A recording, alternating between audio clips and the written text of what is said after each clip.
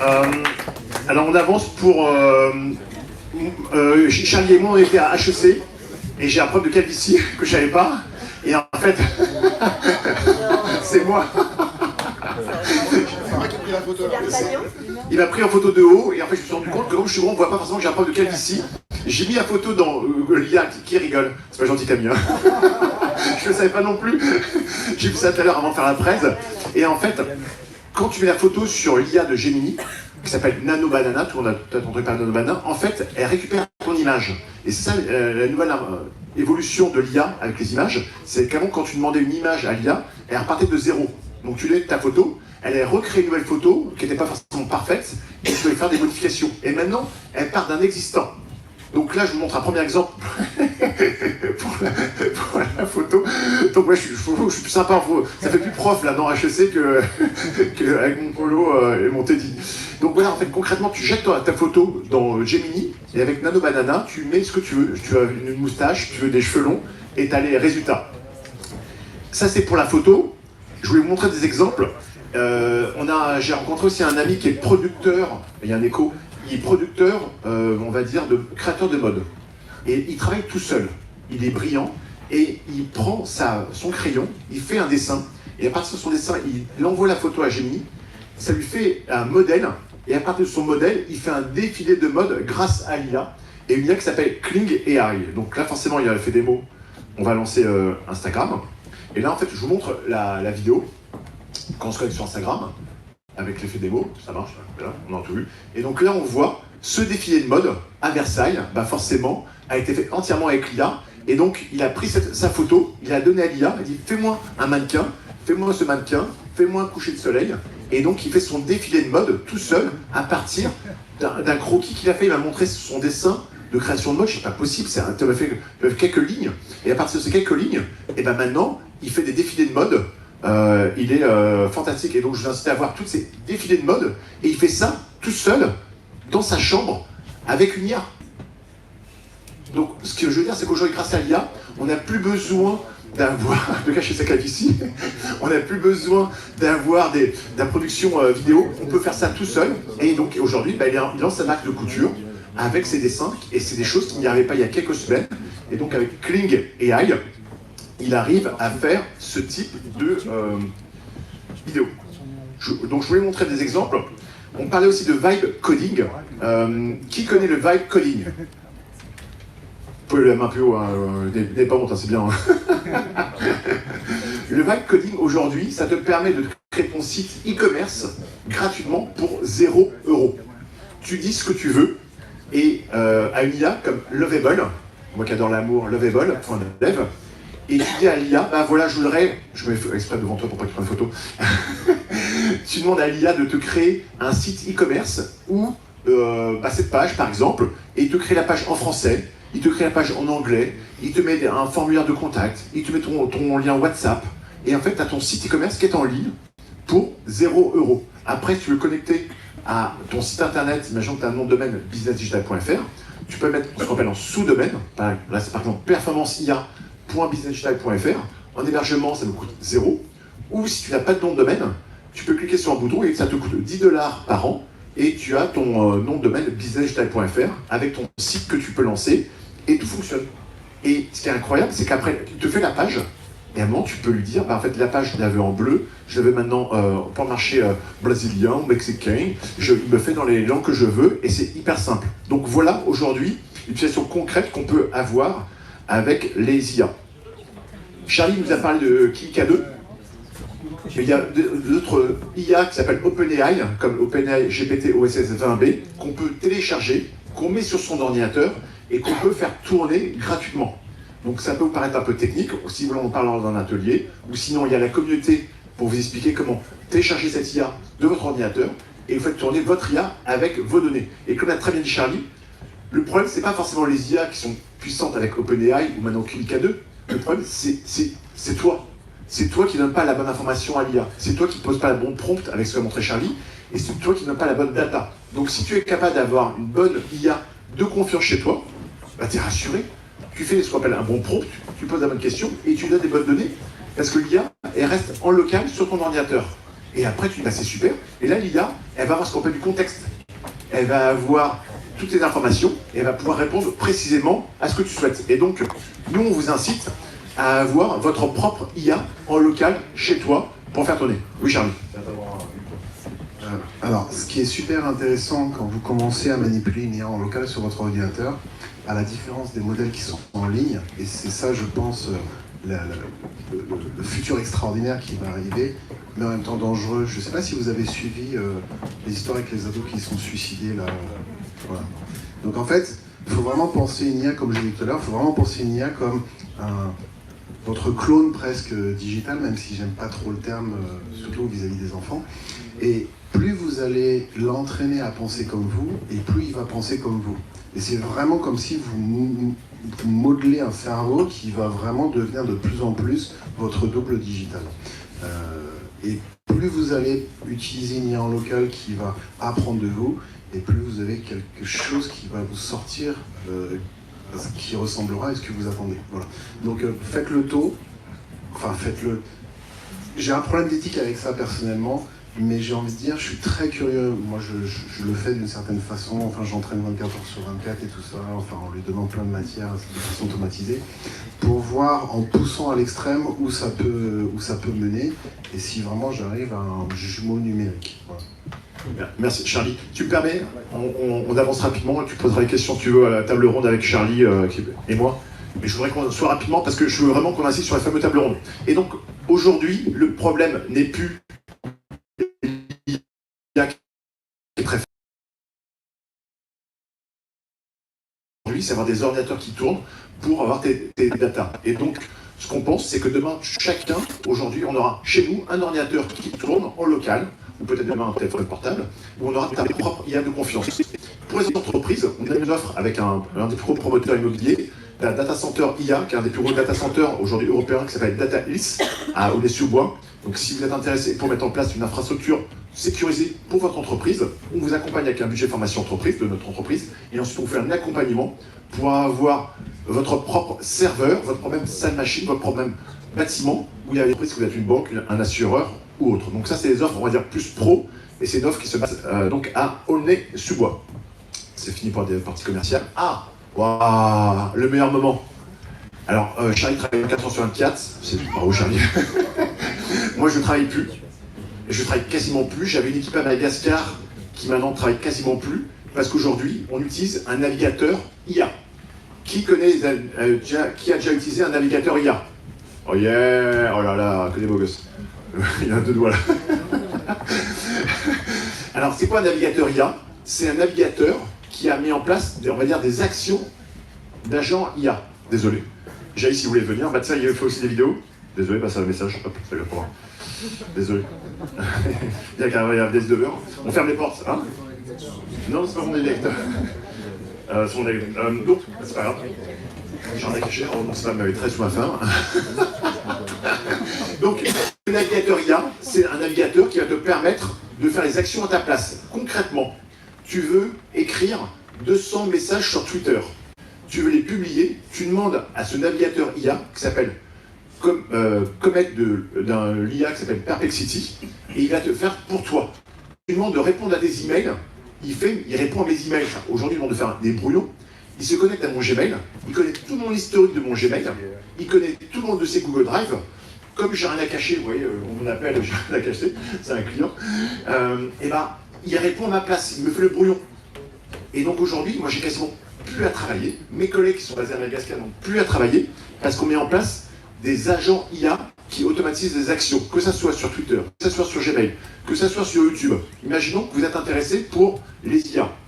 Imaginons que vous êtes intéressé pour les IA sur la partie, on va dire, RSE. Vous allez pouvoir écouter Antonio, mais vous pouvez éventuellement aller sur YouTube.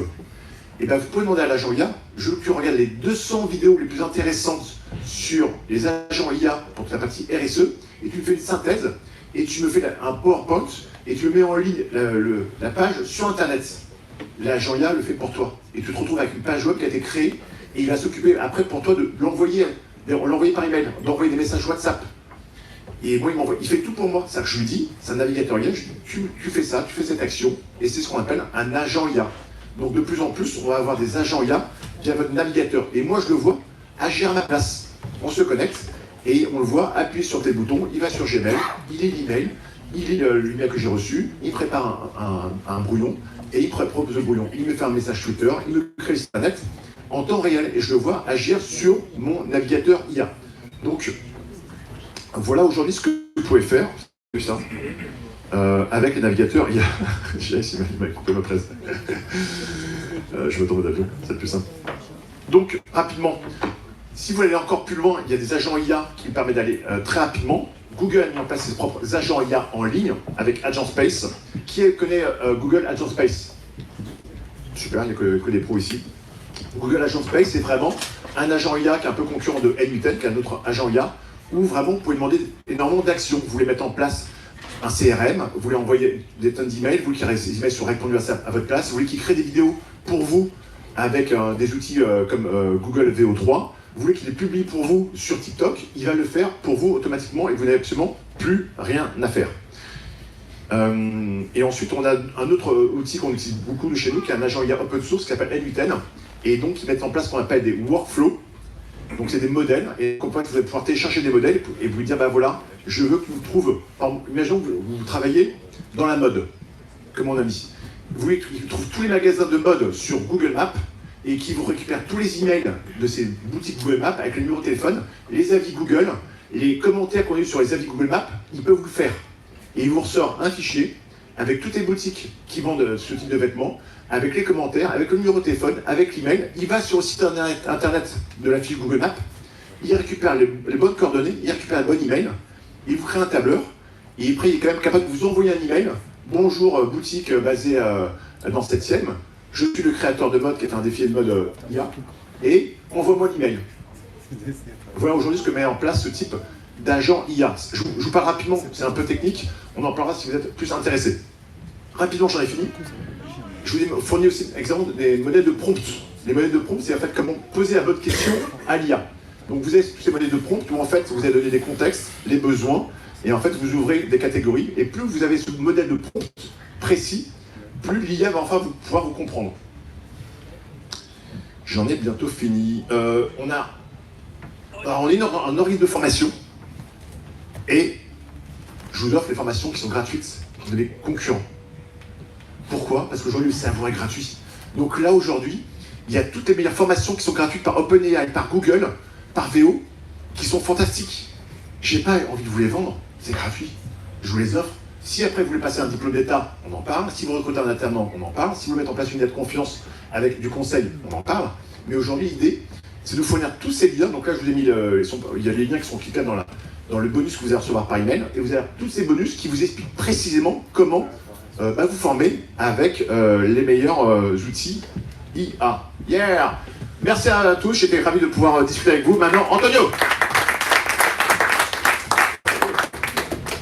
Merci Franck, merci de m'avoir invité. Je sais la question que vous posez, j'ai l'air plus jeune dans la photo qu'en réalité, c'est la magie de la IA. Donc je suis là pour donner un peu un témoignage de comment ça fonctionne. Je vais commencer par vous dire qu'il y a quelques années, j'ai travaillé dans une start-up d'Alpha Privacy. D'ailleurs, je suis mexicain, il y a un accent, si vous n'arrivez pas à comprendre.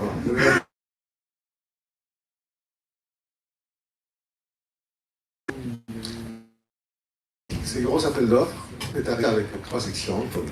Voilà, la proposition commerciale, la data privacy, GDPR, comment on protège les données, et la partie RSE. On n'était pas prêt. Donc on a perdu l'appel d'offres. C'était travailler avec Orange, même si on était les seuls acteurs français, c'était des moissonnements automatisés.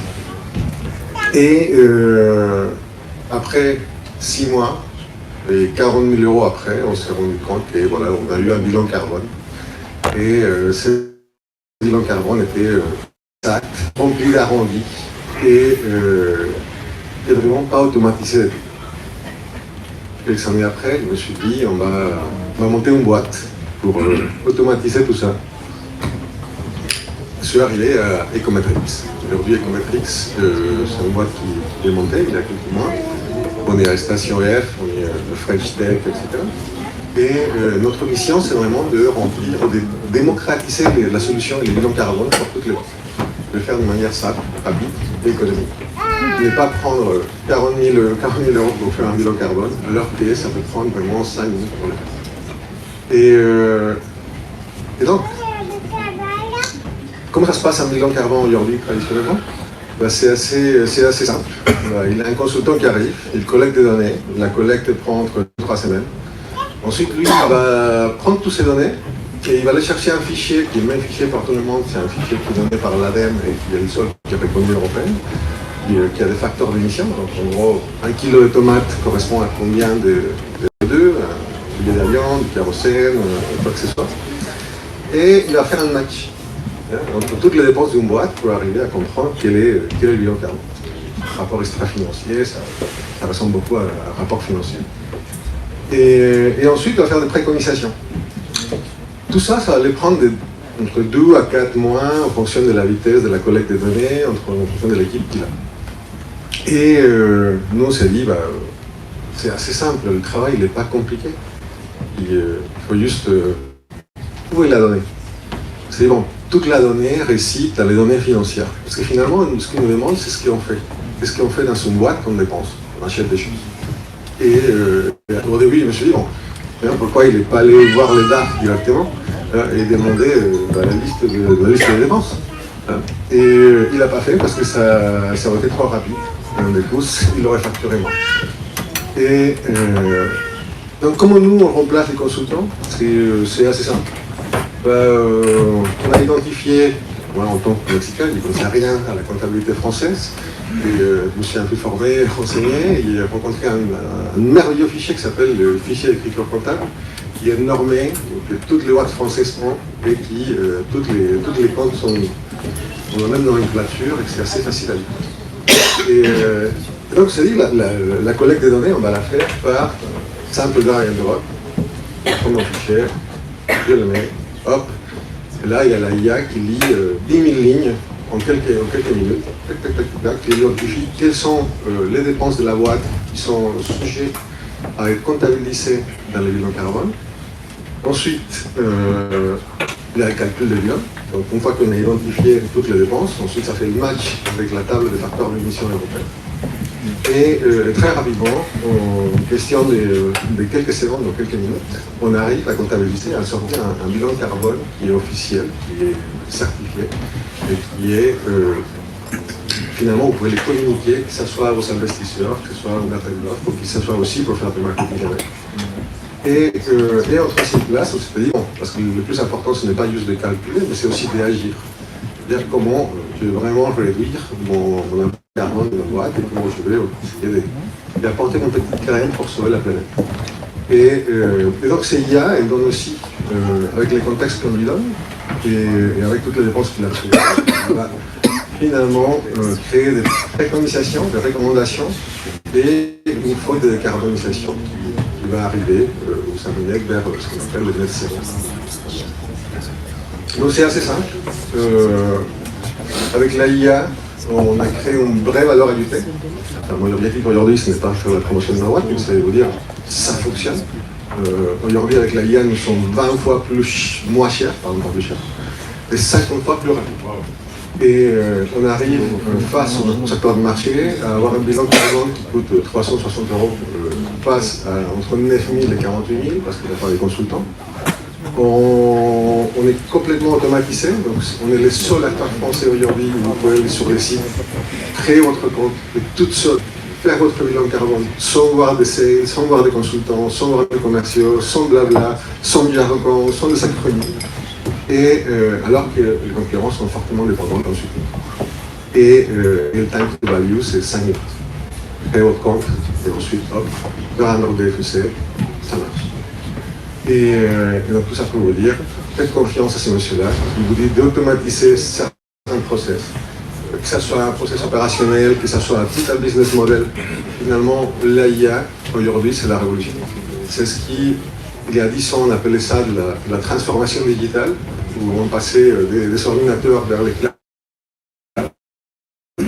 Aujourd'hui, on passe des process, on streamline et on arrive vraiment à automatiser à devenir plus performant. Et je pense que si dans le boîte, vous n'avez pas encore automatisé, bah, vous êtes derrière. Et, il faut passer de l'avant. Et bien sûr, j'essaie de faire la promo. Donc, depuis 10 minutes, il y a mon CTO qui a ouvert toutes les nouvelles souscriptions qui passent en pro au lieu de free. Donc, si vous voulez un bilan carbone gratuitement, on vous offre pendant un an notre souscription. Et je vais fermer ça d'ici 5 minutes parce qu'on perd de l'argent entre temps. Et c'est juste pour vous. Et si jamais, vous pouvez lâcher le code et voilà. Il n'y a pas de honte. Pardon. Et voilà, c'est tout pour moi. Merci. Merci Antonio, merci à Mario, merci à Charlie, on en a fini. On parle de QR code, j'adore les QR codes. Il y a un autre QR code, si vous n'avez pas laissé votre email, prenez ce QR code, ça nous permet d'envoyer un email et on a tous les bonus dont vous a parlé Antonio, dont vous a parlé Charlie et moi. On a plein de bonus à vous offrir pour vous remercier. Des questions, elles arrivent, merci Isa. Ça tombe bien, j'ai mon ami qui fait la réaction qui est créateur de...